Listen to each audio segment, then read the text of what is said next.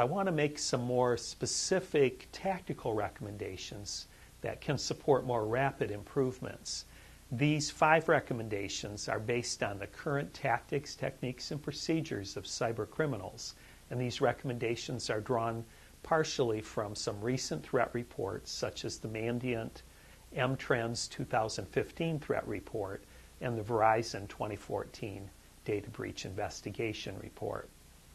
So the first of the 5 security controls I want to talk about is secure configuration. And by this I mean that all systems should be hardened to reduce the attack surface. And there are security configuration guides available, such as the security benchmarks available from the Center for Internet Security. There are others available from NIST and from DoD and other resources. So along with configuration management, there's vulnerability management, and that's the second recommendation I want to give. A primary technique of vulnerability management is to apply all security patches for all operating system and application vulnerabilities. Nearly all cyber attacks involve the exploitation of an application or operating system vulnerability, usually via malware. Managing these vulnerabilities by patching and by secure configuration makes it unlikely that malware can be installed and used against you in an attack. And then I want to talk about strong authentication, two-factor authentication. Nearly all cyber attacks involve the attacker obtaining and using the ID and password of an authorized user.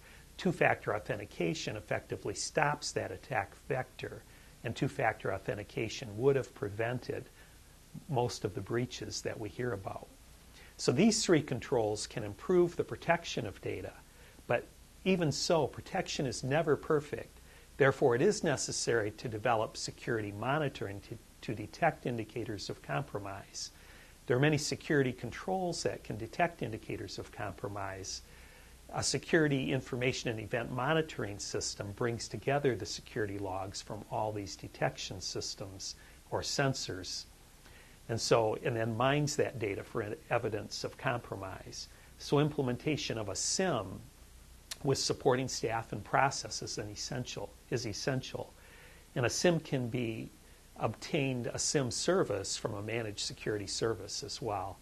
And finally, it's essential to be capable of effectively responding to an incident when it occurs.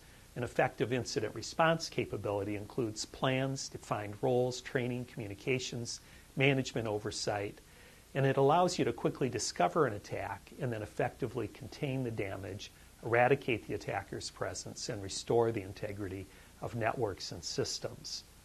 There are many resources that you can use to learn more about how to implement these capabilities and why they're important. One that I recommend is the Critical Security Controls from the Center for Internet Security, and this guide is available at cisecurity.org.